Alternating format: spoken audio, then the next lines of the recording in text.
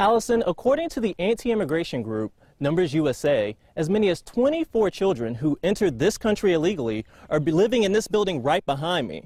John, this one egg cost me less than $1, but it could cost some of those people that live in that neighborhood thousands of dollars. Their cars and homes have been plagued with eggings over the past few weeks, and they want it. It was a very special and very emotional occasion, as most of these kids have never ventured outside New York City until today.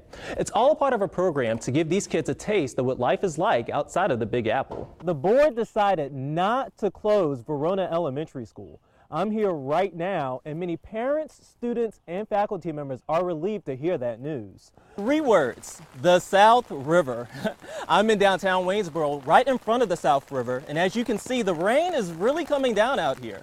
Forecasters predict almost 5 inches of rain tonight, and that leaves many people who live here and work down here concerned about flooding. When the mailman pulled up to her mailbox on Wednesday morning, he noticed smoke coming out of the box. He then opened it and noticed a bomb-like device in there. The adults and kids here learned everything from how to escape being trapped in a trunk to how to properly put on a seatbelt. Karen originally wanted this bag of jewelry worth $3 to be sold at the garage sale, but instead this bag was sold, which is worth a lot more. WHSV's Khiree Stewart in Waynesboro now with reaction from police and the community. I'm in front of the Waynesboro Police Department, where many of Kevin's former colleagues just wrapped up their work week after hearing somber news. This 39-page indictment gave news that 4 people have been charged with murder in connection with Quick's death. That news really set the mood for many here in the community. A news conference held today in Charlottesville gave insight to what prosecutors say happened to Waynesboro Police Captain Kevin Quick. 4 people, Daniel Mathis, Travis Bell, Mercedes Shelton, and Shantae Shelton, are being charged with Quick's murder. The indictment revealed that Quick died from a gunshot wound. This news drew a mix of reaction from the community. It's terrible. It's a real tragedy. Kira Obenshane lives in Waynesboro and says these latest developments took her back to when she first heard the news of the case and made her think of her own family. I kind of thought about my own dad, what I would think if something like that were to happen to him.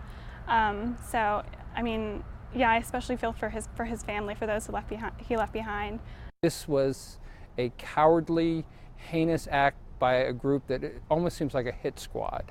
That these folks had murder on their minds that night.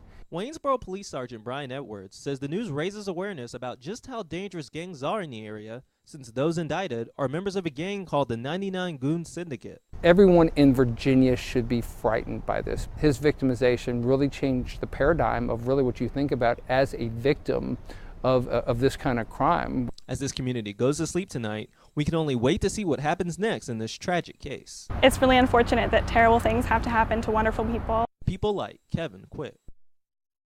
In all, 9 people have been charged in connection in the case, and many of those charges are in relation to gang activity. Stay with WHSV on air and online as we continue to bring you updates. For now, we're in Waynesboro. Khiree Stewart, WHSV.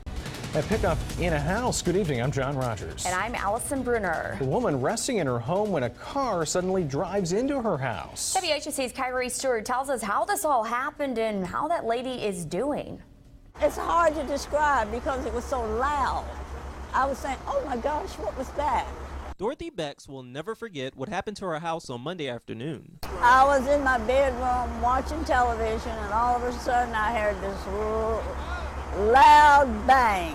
That loud bang was a 1984 GMC pickup truck in her kitchen. My whole dining room, walls and everything, windows was hanging, table down the steps. That truck was driven by her neighbor, who says his brakes gave way as he was backing down this hill on Royal Street in Stanton. After the crash, Beck says he and others helped her out of the house. The guys came in, my neighbors came in to check on me, see that I was, and help me to get out. Francis Battle lives right across the street from Beck's and saw everything. I just run screaming, hollering. My neighbor. I heard all kinds of fire trucks, ambulances, rescue squads. Sylvia Spencer lives right down the street and ran to Beck's house after she heard what happened. After I could hug her and asked her, was she okay, it was all right. Luckily, no one was physically hurt, and many here say that there are no hard feelings towards the driver. He didn't mean to do it. He really hurt behind it. But Beck says she's lucky to be surrounded by people who love her. When you have bad tragedies, that's when you know when people really care. And she plans to come back once the house is rebuilt. In Stanton, Khiree Stewart, WHSV.